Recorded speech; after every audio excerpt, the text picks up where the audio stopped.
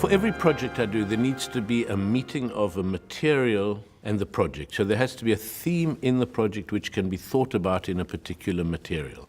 With Lulu, it was the black ink, which is both a kind of blood of all the victims, but also has something of the harshness of woodcuts and the possibility of tearing the sheets of paper and fragmenting the desire, which is the heart of Lulu. With Wozzecka, there was something much more about the graininess, the grey sky of a charcoal drawing. Lulu is an entirely interior opera, and Wozzecka, by and large, is an exterior opera. And for the landscape, and particularly the skies, there's something about the graininess of a charcoal drawing that seemed essential.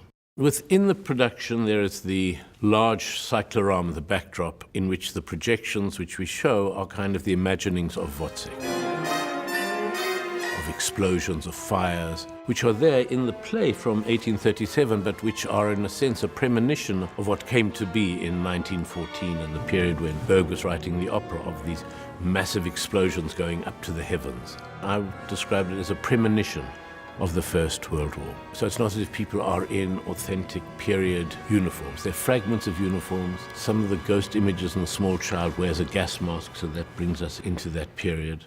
To do a project like Wozzecka, to do an opera like Wozzecka, an essential part of it are 2 workshops in my studio in Johannesburg, in which I'll ask some dancers, some actors, to come and work with us, with the team of designers, lighting designers, in which we'll work with recordings, but try to see how we could stage a scene. What would be the language of the movement of the performers?